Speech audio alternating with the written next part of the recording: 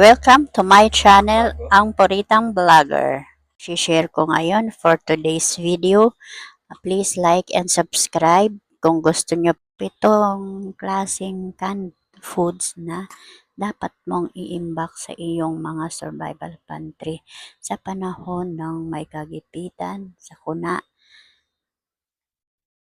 Narito, ang una, sardinas.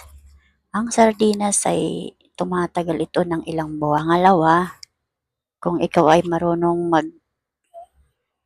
gumawa ng chicken pastel, bumili ka lang ng maraming or may mga nabibili na sa mga ating mga grocery na chicken pastel na nasa bottle, nasa garapon. Or kung marunong ka gumawa ng chicken pastel, bumili ka ng maraming manok, gawin mo ito at i-stock mo ito sa inyong mga survival pantry. Pangatlo, bagoong.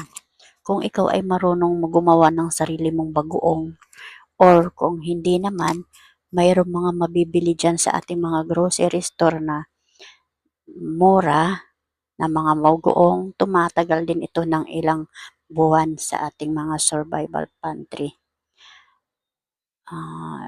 Pork and beans. Ang pork and beans ay kadalasan yan ginagamit sa mga nagta-travel ng mahabang biyahe, ilang araw. Tumatagal din ito ng ilang buwan.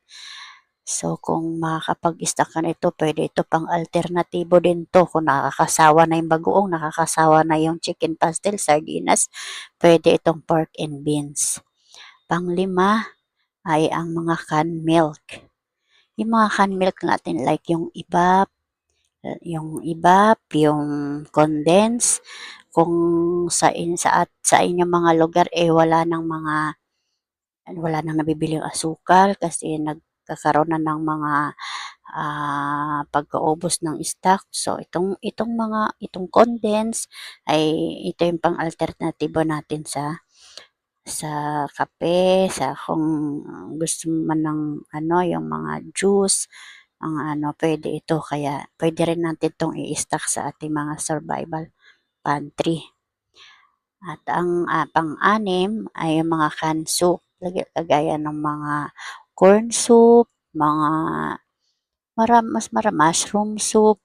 Marami tayong mga nabibili na mura ng mga soup. Kumbaga, kung wala na talagang iba, ay pwede natin itong pang-alternatibo din na pagkain.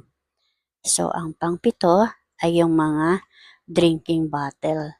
Mag-stock tayo ng mga drinking bottle na tumatagal ng taon. Kagaya itong mga drinks na nakabote, na titingnan natin yung mga expiration nila nakalagay doon. At saka itong mga water bottle natin, tumatagal ito ng taon doon sa mga plastic bottle na dahil. So, kailangan natin din mag-inback. Lalo na sa may mga anak na nagpapadede. Importante talaga ito na magkaroon ka ng marami dyan sa inyong survival pantry. So mga guys, ito lang ang masishare ko ngayon. So maging vigilant tayo sa mga nangyayari ngayong panahon na hindi natin alam kung anong susunod mangyayari, kung anong mangyayari bukas.